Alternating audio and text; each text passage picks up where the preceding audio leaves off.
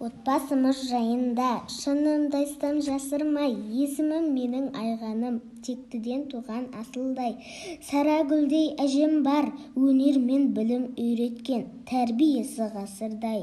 Әкемнің аты Мейірхан, бойына жиған өнерді, биікке шығар асудай.